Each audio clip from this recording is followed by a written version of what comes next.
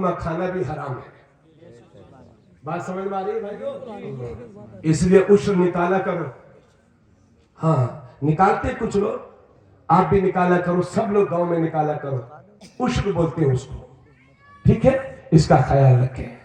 اتنی باتیں ہونے کے باوجود ذرا توجہ فرمائیں. کہا حضور سے معاف کر دیجئے, کہا ٹھیک ہے 10 سال بعد کی رکھوالی کرو. اور جب 10 سال بعد کی رکھوالی کرتے رہے, پھر حاضر ہوتے حضور اب تو معاف کر دو. کہا 2 سال اور 12 سال ہو گئے. اب 12 سال جب بعد کی رکھوالی کر چکے, اب حضور اب تو بخش دو.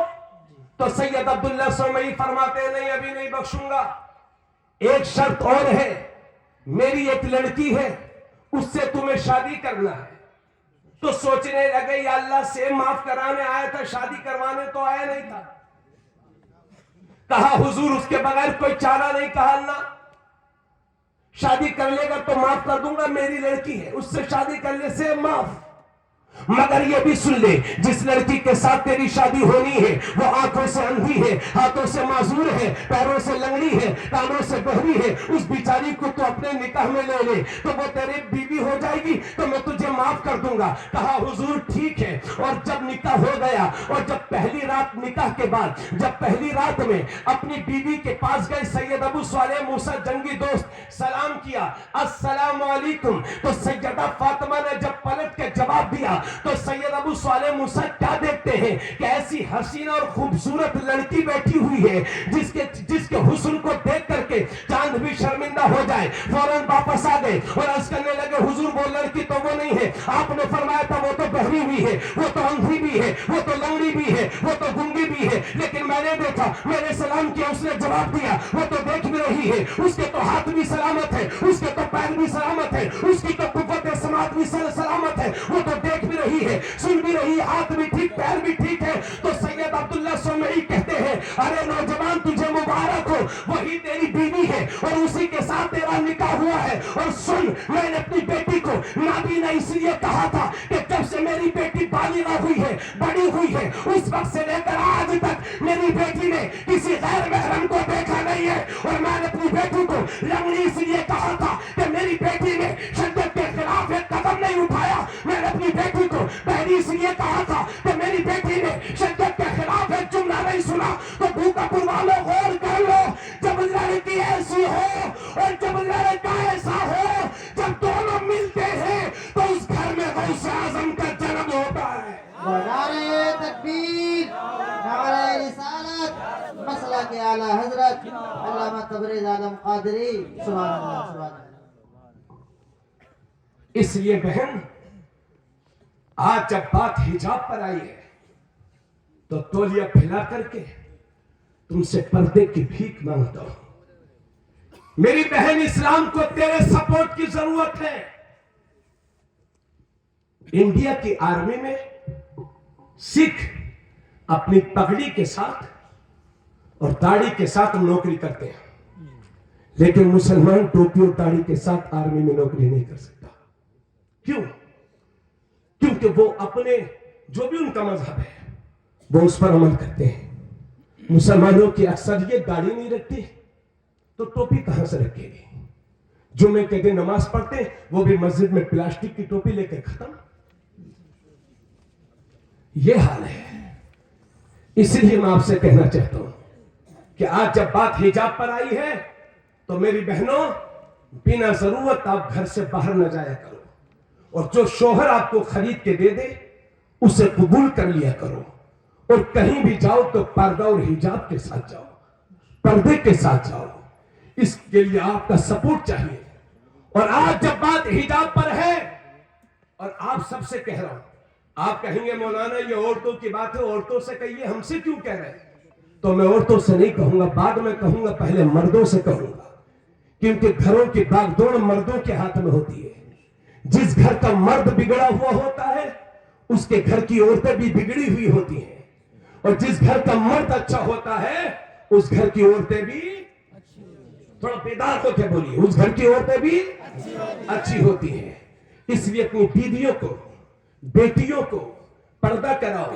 افسوس ہوتا ہے 10 محرم کو تو امام حسین شہید ہوئے تھے نا, معلوم ہے سب کو نا.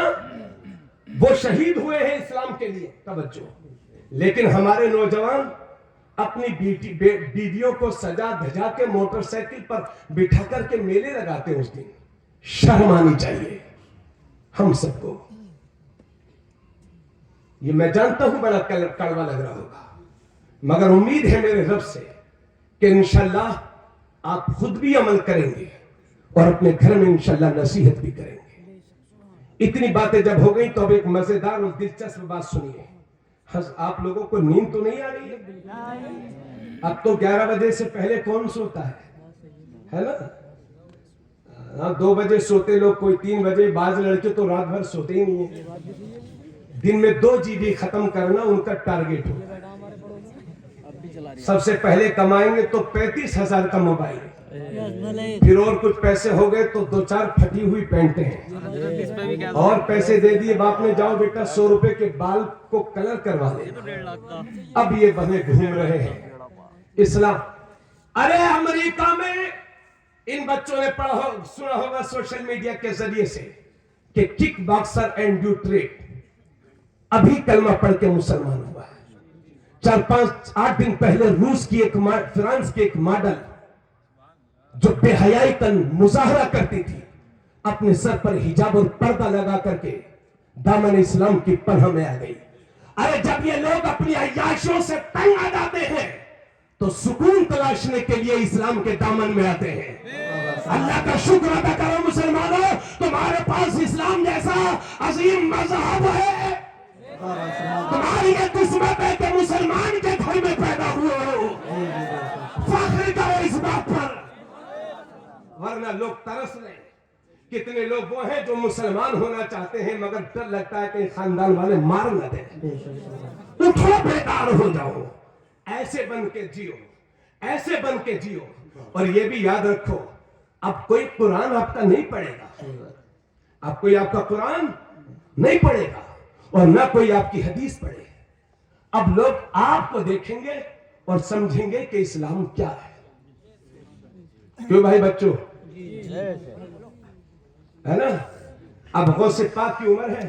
حضرت آپ نگاہ کرم ادھر رکھیں ذرا، ہاں اچھا لگے گا ذرا. 18 سال کی عمر ہے غوث پاک کی. کتنے سال کی؟ 18 سال کی. یاد رکھنا، ایک دن جنگل میں جا رہے تھے، دیکھا کہ کسان بیل کو لے کے جا رہا ہے. بیل تو سمجھتے ہیں نا، اگر یہی حال رہا تو کچھ دنوں بعد بھول جاؤ گے کسے کہتے ہیں بیل.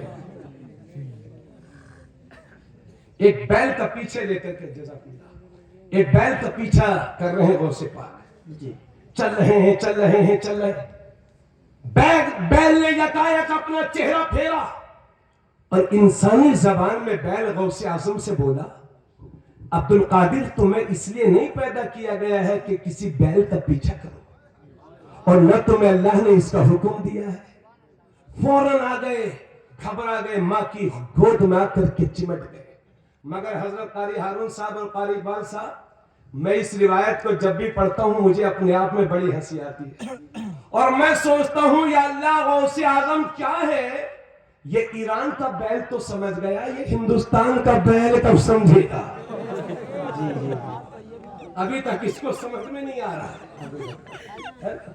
سنیوں سے پوچھتا پھر رہا، بھئی یہ 11ویں کیا ہوتی ہے، کیوں کھلاتے ہو کھانا، ہے نا؟ یہ تو حرام ہے، اور دعوت کر دو تو سب سے پہلے، ویسے تو حرام لیکن دعوت کرو تو سب سے پہلے. یاد رکھو، وہابیوں کو کھل کے سن لو، دیوبندیوں کو، وہابیوں کو 11ویں شریف کا کھانا کھلاؤ گے تو ہو سکتا ہے آپ کی 11ویں قبول ہی نہ ہو. اس لیے کسی بھی فاتحہ کا کھانا مشرک، بددین، بد مذہب کو نہ دیا کرو، اور سیکولر اتنے ہی بنو کہ جتنا اسلام آپ کو گنجائش دے. ابھی 15 اگست کو جو ترنگا ریلی اور جھنڈے نکالے مسلمانوں نے، ہے نا، اور دوسروں کو خوش کرنے کے لیے جو مخصوص نعرہ ہے جے جے جے جے، کیا مل گیا جے جے پکار کے؟ کیا بھارت رتن مل گیا کیا؟ اور کڑے میں ہاتھ میں کڑے اس لیے ڈالتے ہو تاکہ کوئی پہچانے نہ جا سکے یہ مسلمان ہے. ارے 4-5 سال پہلے جھارکھنڈ میں تبریز انصاری نام کا ایک مظلوم لڑکا مارا گیا تھا نا, ہاتھ میں کڑا بھی تھا اور وہی بولی جو وہ بلوا رہے تھے وہ بول رہا تھا, مگر پھر بھی بچ نہ سکا. اس لیے نوجوان بچوں, اللہ تمہارے جسم و مال کی حفاظت فرمائے. مگر عرض کر رہا ہوں, اگر زندگی میں ایسا کبھی بھی مسئلہ آئے تو کلمات کفر زبان پر مت لانا. اس لیے کہ اگر مر گئے تو شہید کہلاؤ گے, بچ گئے تو غازی کہلاؤ گے. ماشاءاللہ قسم خدا اپنے ہاتھوں کو اٹھا لیجیے. نعرہ تکبیر. کیا شاندار مفتی صاحب خطاب ہو رہا. نعرہ رسالت, مذہب اسلام, مسلک اعلیٰ حضرت, مسلک اعلیٰ حضرت. لبیک لبیک لبیک یا رسول اللہ, لبیک لبیک لبیک یا, کوئی ہاتھوں کو ہے کم سے کم. لبیک لبیک لبیک یا رسول اللہ, لبیک لبیک لبیک یا رسول اللہ, لبیک لبیک لبیک یا رسول اللہ. خواجہ کا ہندوستان, خواجہ کا ہندوستان. علامہ تبریز عالم قادری صاحب قبلہ. ماں کی آغوش سے آ کر کے چمٹ گئے. عرض کرتی ہے ماں, عرض کرتے ہیں غوث اعظم اپنی ماں سے, میری ماں میں پڑھنے جاؤں گا. کہاں جائے گا بیٹا؟ بغداد شریف جاؤں گا. بغداد شریف جیلان سے تقریباً 650 کلومیٹر دور. کتنی؟ اب یہ باتیں یہاں تک تو سنتے رہتے ہوگے, آگے کا بیان سنیے. انشاءاللہ دعائیں دیں گے اور غوث اعظم کی عقیدت میں انشاءاللہ اضافہ ہوگا, ہے نا. بغداد شریف جاؤں گا میں. ماں فرماتی بیٹا بغداد شریف جاؤ گے؟ بولے ہاں. اور یہ بھی جانیے کہ غوث اعظم جب پیدا ہوئے ہیں تو ان کی ماں کی عمر 60 سال کی ہے, جبکہ 60 سال کی عمر میں عورتیں اس لائق رہ ہی نہیں جاتی کہ کسی بچے کو جنم دے سکے.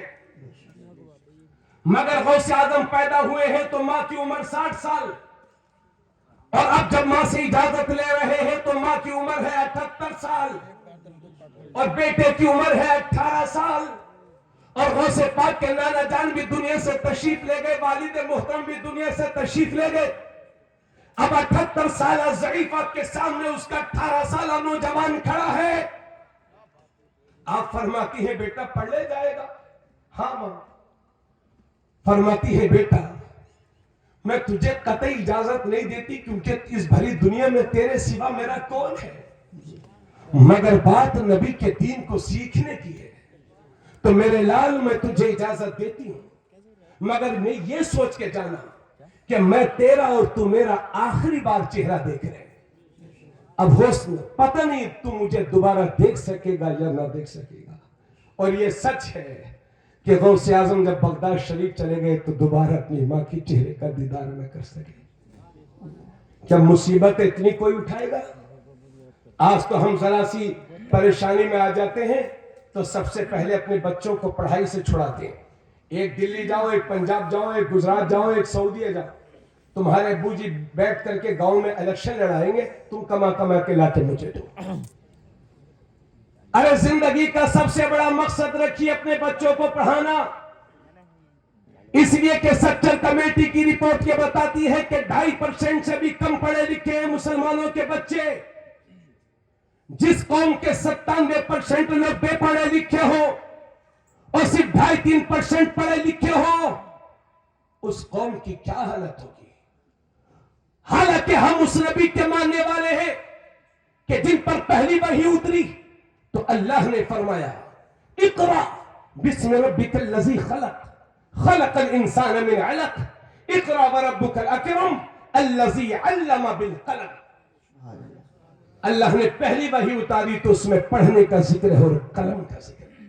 بولو سبحان اللہ. جب میرے نبی نے مکے میں اعلان نبوت کیا تھا تو صرف 17 لوگوں کو لکھنا آتا تھا, اور وہی میرا پیغمبر 23 سال تبلیغ کر کے جب ظاہری دنیا سے رخصت ہوتا ہے تو 1.25 لاکھ صحابہ کرام کے ہاتھ قلم سے سجے ہوئے تھے, جنہیں لکھنا بھی آتا تھا, جنہیں پڑھنا بھی آتا تھا. ماشاءاللہ جلسہ بہت آپ کا کامیاب ہے. اب بالکل آخری مرحلے میں چل رہا ہے.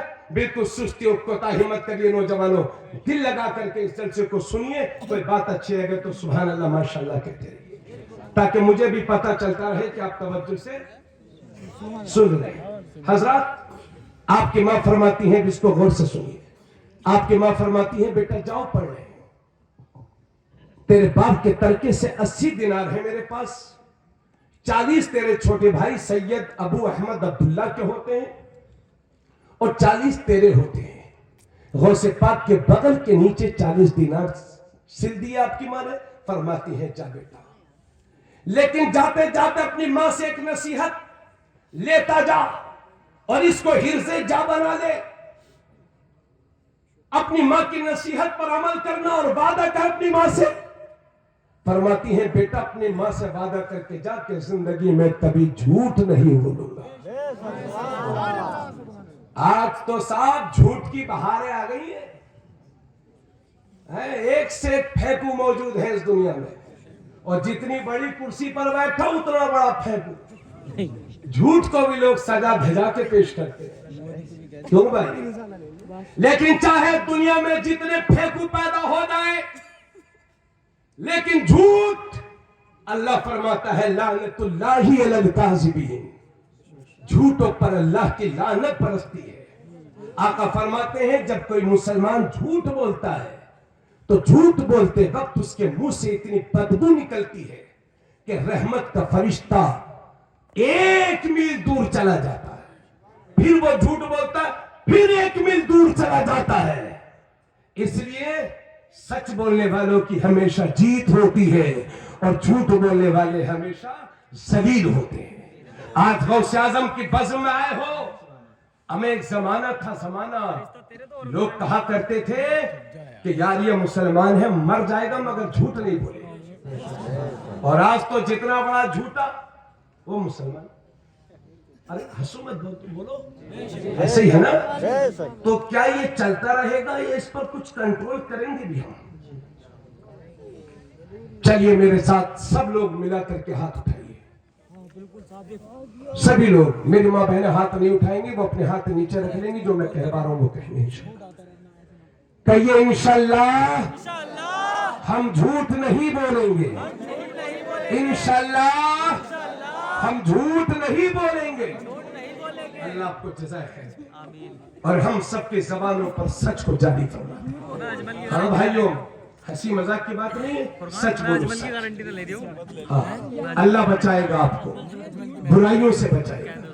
حضرات اب غور فرمائیں, غوث اعظم بغداد شریف پہنچے پڑھنے کے لیے.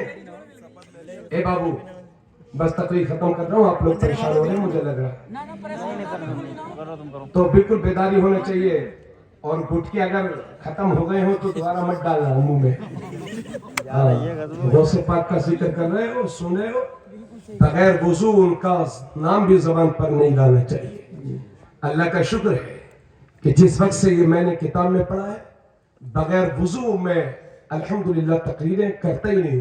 تقریباً 97-98% تقریریں اللہ کا شکر ہے باوضو ہو کر کے کرتا ہوں. آپ بھی میلاد شریف میں جایا کیجئے, جلسوں میں جایا کیجئے, جہاں تک کوشش رہے وضو رہے. وہ باقی تو سب انسان ہیں, ضرورتیں ہیں انسان کی, لیکن کوشش کریے. وضو کی حالت اللہ کی رحمت نازل ہوتی ہے اس شخص پر جو وضو کرتا ہے. اور حدیث شریف میں ہے کہ جب کوئی بندہ مومن ایک وضو کرتا ہے تو اگلے وضو تک اللہ کے مقدس فرشتے اس کے نامہ اعمال میں نیکیاں لکھتے رہے. یہ وضو بھی آپ کی قسمت میں ہے, ورنہ صبح کو ایک لٹیا لی اور وہ 24 گھنٹے کے لیے کافی. اللہ کا شکر ہے اسلام آپ کو 5 بار منہ دھونے کا موقع دیتا ہے. یعنی ابھی جب کورونا پھیلا تو کہا ہاتھ دھو بار بار بار. ابے بار بار تم دھو نا, اللہ نے تو پہلی فرما دیا 5 بار ہاتھ دھو, وضو کرو. سبحان اللہ. بغداد شریف پہنچے غوث اعظم. وہ جو ڈاکو والا معاملہ ہوا تھا وہ آپ کا سنا ہوا ہے, حالانکہ اس میں بھی کچھ نکاتا ہے, لیکن وقت کی پیش نظر اب میں اپنی تقریر کے اوریجنل حصے میں لے کر کے جا رہا ہوں. بغداد شریف پہنچے. جس وقت پہنچے عشاء کا وقت تھا, دھیرے دھیرے بارش ہو رہی تھی. شیخ حماد بن مسلم کی خانقاہ کے باہر رات میں دیکھا کہ خانقاہ کا دروازہ بند ہے، باہر ہی بستر لگا دیا اور غوث اعظم آرام کرنے لگے۔ صبح کو خانقاہ کا دروازہ کھلا، شیخ حماد بن مسلم جو بہت بڑے بزرگ ہیں، انہوں نے دیکھا، غوث اعظم کو سینے سے لگایا اور فرمایا بیٹا عبدالقادر، ہم تو کئی روز سے تمہارا انتظار کر رہے تھے۔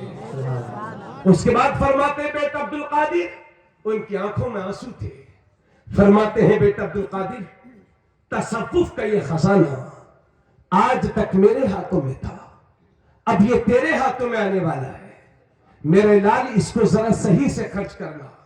اور پھر عراق کی زمین کو خطاب کیا، فرماتے ہیں اے عراق کی زمین، تجھے مبارک ہو، تجھ پر اللہ کے ولی کے قدم پڑ گئے ہیں، اب یہاں سے شیطانی طاقتوں کا خاتمہ ہوگا۔ واہ واہ سبحان اللہ۔ میرے غوث نے پڑھنا شروع کیا، 8 سال تک، کتنے سال؟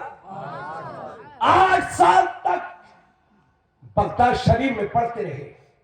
دنیا کے بڑے بڑے عالم، علوم و فنون کے ماہرین سے میرے غوث پڑھا کرتے تھے، اور پڑھائی کے زمانے میں جس غوث کے نام سے ہم پورے مہینے بریانی کھاتے ہیں نا، وہ غوث 40 دن 20 دن بھوکے کاٹتے تھے پڑھائی کے دور میں۔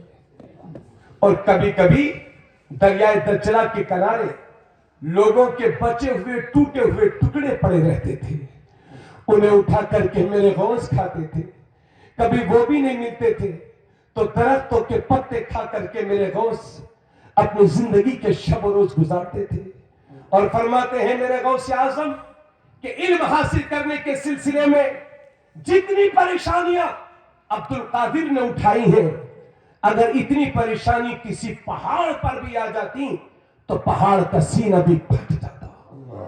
یہ میرے غوث فرماتے ہیں، سر پر ایک عمامہ شریف پہن لیتے تھے اور ایک اونی جبہ، اور اس کو پہننے کے بعد دن بھر مدرسے میں رہتے، رات میں جنگلوں میں چلے جاتے تھے۔ فرماتے ہیں جب کبھی مجھے بھوک ستایا کرتی تھی تو میں زمین پر لیٹ جایا کرتا تھا اور پڑھا کرتا تھا، فَإِنَّ مَعَ الْعُسْرِ يُسْرًا، إِنَّ مَعَ الْعُسْرِ يُسْرًا، یعنی بے شک پریشانی کے بعد آسانی ہے، پریشانی کے بعد آسانی ہے۔ غوث اعظم فرماتے جب میں یہ پڑھ لیتا تھا تو میری بے قراری ختم ہو جاتی تھی، مجھے سکون مل جایا کرتا تھا۔ اس طرح سے 8 سال تک غوث اعظم دنیا کے بڑے بڑے علماء سے پڑھتے رہے۔ سن لیجئے، جب 8 سال پڑھنے کے بعد میرے غوث پڑھ کر کے فارغ ہوئے تو اس روئے زمین کے نیچے، اس زمین کے اوپر، اس نیلے آسمان کے نیچے غوث پاک سے بڑا عالم دین دنیا میں کوئی موجود نہیں تھا۔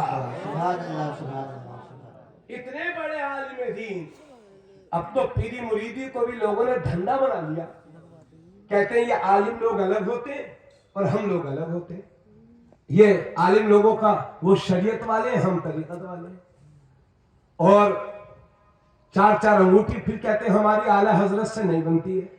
بھائی اعلیٰ حضرت سے آپ کی کیوں بنے گی؟ آپ کو 4 انگوٹھی پہننی ہے تو اعلیٰ حضرت سے آپ کی کیوں بنے گی؟ آپ کو عورتوں کو سامنے بٹھا کے سر پہ ہاتھ رکھنا، مرید کرنا، آپ کی کیوں بنے گی اعلیٰ حضرت سے؟ اور جب نماز کا ٹائم ہو جائے تو مرید کہتے ہیں حضرت صاحب چلیے اذان ہو گئی، تو کہتے ہیں ارے انڈیا کے مولویوں کے پیچھے میری نماز نہیں ہوتی۔ اور جب کھانے کی باری آئے تو مرغا بکرا چاہیے مرید کے گھر۔ تو ان جاہل پیروں سے میں کہوں گا کہ جب تم حرم شریف میں نماز پڑھنے جاتی ہو تو حرم شریف کے باہر ہوٹل بھی ہیں، وہیں سے کھانا کھا کے آ جایا کرو، یہ غریبوں کا خون کیوں چوس رہے ہو؟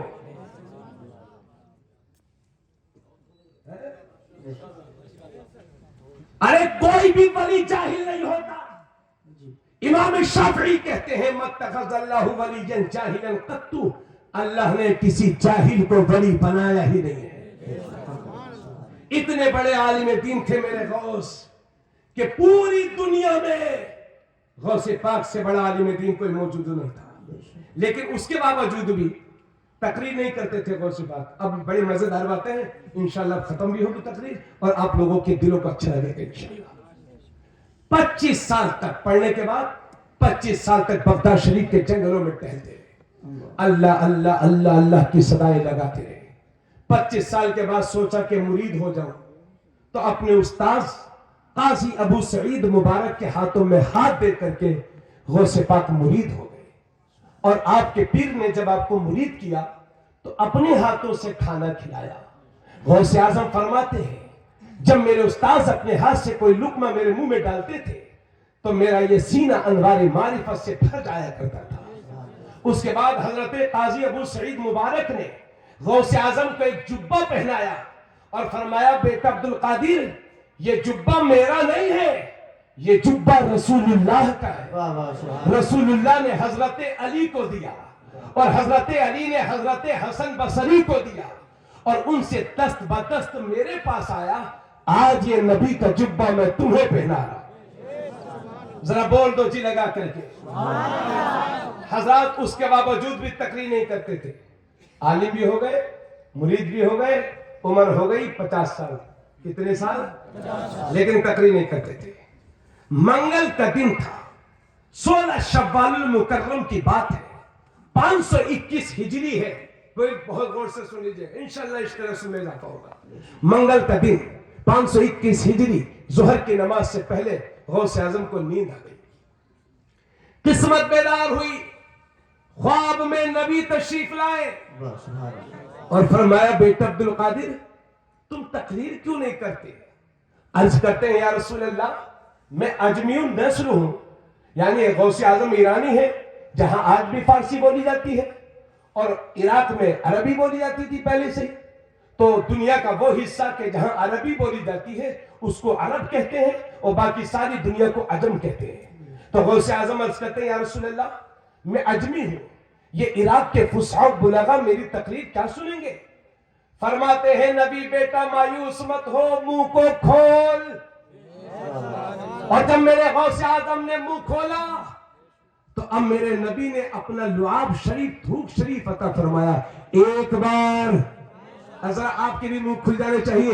एक बार, 2 बार, 3 बार, 4 बार, 5 बार, 6 बार, 7 बार। वो लुआब जो मेरे नबी एक बार खाली कुएं में डाल दे तो हमेशा उस कुएं का पानी मीठा हो जाए। वो लुआब जो खैबर की फतह के मौके पर मौला अली की टूटी हुई आंखों पर मेरे नबी एक बार लगा दे तो जिंदगी में मौला अली को कभी आंखों की तकलीफ ना हो। वही लुआब जिस गौस को 7 बार दिया होगा, उस गौस की जबान का आलम क्या होगा? बोलो पूरा मजमा सुभान अल्लाह। बेदार हुए, नमाज ज़ुहर पढ़ाई, फिर मौला अली आ गए। इस्तिग़राक़ की कैफियत तारी हो गई। अब की बार मौला अली फरमाते, बेटा मुंह को खोल। अब हजरत अली दे रहे हैं अपना लुआब शरीफ। 1 बार, 2 बार, 3 बार, 4 बार, 5 बार, 6 बार, बस। नबी ने 7 बार, मौला अली ने 6 बार। तो वो आज़म अर्ज करते हैं, आप 6 बार दे रहे हैं, नबी ने तो 7 बार दिया था। तो मौला अली फरमाते, बेटा वो नबी है, मैं उनका उम्मती हूँ, वो आका है, मैं उनका गुलाम हूँ। बेटा 7 मरतबा मैंने इसलिए नहीं दिया कहीं आदत में भी बराबरी का शुबा न हो जाए, तो मुझे कह लेने दो। जब मौला अली जैसी साथ नबी के बराबर नहीं हो सकती तो आगे बजाने का ये मौलवी नबी के बराबर कैसे हो सकता है? नारे तकबीर, नारे रिसालत, अल्लामा तबरेज़ आलम क़ादरी। वाह सुभान अल्लाह, सुभान अल्लाह। उसके बाद जब मेरे गौस की तकरीरें शुरू हुई तो ऐसी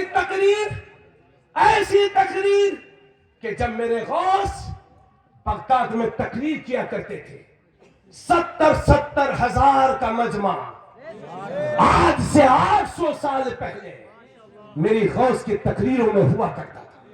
और करामत की बात यह थी कि जैसा पहली लाइन में बैठने वाला सुनता था, ऐसे ही लास्ट लाइन में बैठने वाला मेरे गौस की तकरीर को सुना करता था। ऐसी तकरीरें कि जब मेरे गौस तकरीर करते थे तो 400 आलिम कलम लेके बैठा करते थे जो मेरे गौस की तकरीरों को लिखा करते थे। और मैंने तो यहां तक पढ़ा है कि जब मेरे गौस की तकरीर होती थी तो दुनिया دنیا کے جس حصے میں اللہ کے ولی ہوتے تھے وہیں سے غوث اعظم کی تقریروں کو سنا کرتے تھے. ایسی تقریر میرے غوث کی ہوا کرتی تھی. اللہ کا شکر ہے. لیکن میرے غوث اعظم روزانہ تقریر نہیں کرتے تھے. ہاں روز میلاد نہیں پڑھتے تھے. اب تو ہم لوگ کوئی فون کرتا تو خالی نہیں ہے. لیکن میرے غوث روزانہ تقریر نہیں کرتے تھے. یہ ائمہ حضرات بیٹھے ہیں, 11ویں شریف کا مہینہ چل رہا ہے, 4 جگہ کھانے کے 5 کوئی گارنٹی نہیں. اور پوچھو حضرت 4 جگہ کھا چکے؟ بولے غوث اعظم کا غلام ہوں, وہ 70 جگہ جاتے تھے, ان کا غلام 7 جگہ چلا جائے تو حرج کیا ہے؟ سبحان اللہ. اللہ کا شکر ہے. ایسے میرے غوث کی تقریر ہوا کرتی تھی. اور ہفتے میں صرف 3 دن غوث اعظم تقریر کرتے تھے. کتنے دن؟ جمعے کے دن جمعے سے پہلے, اتوار کے دن صبح میں, اور منگل کے دن شام کے وقت. ہفتے میں 3 دن تقریر. اور 521 ہجری سے لے کر کے 561 ہجری تک مسلسل 40 سال میرے غوث نے تقریر کی ہے. 40 سال. اور عمر کے آخری 33 سال یعنی 528 ہجری سے لے کر کے 561 ہجری تک مسلسل 33 سال میرے غوث نے مدرسے میں بیٹھ کر کے پڑھایا ہے. سبحان اللہ. مدرسے میں بیٹھ کر کے پڑھایا ہے. ہفتے میں 3 دن تقریر ہوتی تھی اور کثیر مجمع ہوتا تھا, اور باقی میرے غوث اعظم پڑھایا کرتے تھے. اس دور میں 10,000 طلبہ میرے غوث کے مدرسے میں ہوا کرتے تھے. پوری دنیا سے لوگ میرے غوث کے مدرسے میں پڑھنے آتے تھے. آج ہم لوگ پڑھاتے ہیں, کوئی ایک سبجیکٹ, کوئی 2 طرح کے علوم و فنون, کوئی 3 وشے پڑھاتا ہے, مگر میرے غوث روزانہ 13 علوم و فنون پر درس دیا کرتے تھے. 13 علوم کا درس دیا کرتے تھے, 13 وشے کا درس دیا کرتے تھے. 13 سبجیکٹس پر میرے غوث کی باتیں ہوا کرتی تھی, درس ہوا کرتا تھا. اور یہ بھی سن لو, اتنا بڑا مدرسہ تھا میرے غوث کا کہ آج 800 سال کے بعد بھی بھارت میں یہ ہزاروں مدرسے ہیں, ہزاروں مدرسے. مگر گارنٹی کے ساتھ کہتا ہوں کہ ان ہزاروں مدرسوں سے ہر سال 1000 اچھے عالم نہیں فارغ ہو پاتے. 1000 اچھے عالم ہر سال نہیں فارغ ہو پاتے. مگر میرے غوث کا مدرسہ اتنا بڑا تھا کہ ہر سال 3000 علماء کرام میرے غوث کے مدرسے سے فارغ ہوتے. سبحان اللہ. تھوڑا بولو یار. کتنے؟ 3000 ہر سال میرے غوث کے مدرسے سے فارغ ہوتے تھے. کبھی 3 بھی ہوتے ہوں گے, کبھی 4 بھی, اور کبھی 2500 بھی رہ دیتے ہوں گے. 33 سال پڑھایا ہے. 1 لاکھ عالم میرے غوث نے اپنے مدرسے سے فارغ کیے. ذرا علم والوں سے محبت کرتے ہو تو جھوم کے بولو سبحان اللہ. 1 لاکھ عالم اپنی زندگی میں میرے غوث نے فارغ کیے ہیں. تو اتنا بڑا مدرسہ, توجہ چاہوں گا, تو جس مدرسے میں اتنا پڑھایا جاتا ہو, جس مدرسے میں قرآن کی اتنی تلاوت ہوتی ہو, جس مدرسے میں اتنی ریسرچ ہوتی ہو, جس مدرسے میں اتنی تحقیق ہوتی ہو, اس مدرسے کی شان کیا ہوگی. یہی وجہ ہے جیسے ابھی کورونا پھیلا تھا نا, ایسے ہی میرے غوث کے زمانے میں بغداد میں طاعون کی بیماری پھیل گئی تھی. 1,000 مردوں کے جنازے اور 1,000 عورتوں کے جنازے میرے غوث کے زمانے میں بغداد سے اٹھا کرتے تھے. لوگ بیماری کی زد میں آ گئے, پریشان ہو گئے, تو بغداد والے غوث اعظم کے پاس پہنچے. کہا حضور لوگ مر رہے ہیں, ہمارے کام تھے, جنازے اٹھاتے اٹھاتے تھک گئے ہیں, ہم پر نگاہ کرم کریے. لوگ پریشان ہیں, لوگ بیمار ہیں, ہم پہ نگاہ کرم ڈال دیجئے. تو میرے غوث مسکراتے ہیں اور فرماتے ہیں کہ بغداد والوں سے کہہ دو کہ جو کوئی بیمار ہو تو عبد القادر کے مدرسے کے کنویں کا پانی پی لے, اللہ اسے شفا دے دے گا. لوگوں سے کہہ دو کہ جو کوئی بیمار ہو تو وہ عبد القادر کے مدرسے کی گھاس کو چبا لے, اور مدرسہ اور مدرسے کے آس پاس جو گھاس لگی ہوئی ہے اسی کو چبا لے, اسی کو لگا لے, اسی کو رگڑ کے پی لے. غوث پاک فرماتے ہیں اللہ اسے شفا دے دے گا. 400 سال پہلے مدینے میں نبی نے فرمایا تھا جو میرے روزے پر آ گیا ہے وہ جنتی ہے. 400 سال کے بعد نبی کا بیٹا بغداد میں اعلان کرتا ہے کہ جو میرے مدرسے کے راستے سے گزر گیا اللہ اسے جنتی بنا دے گا. اب مجھے لگتا ہے آپ کے کان بھی تھک گئے ہوں گے سنتے سنتے. تو اب تو اتنا بڑا مدرسہ تھا.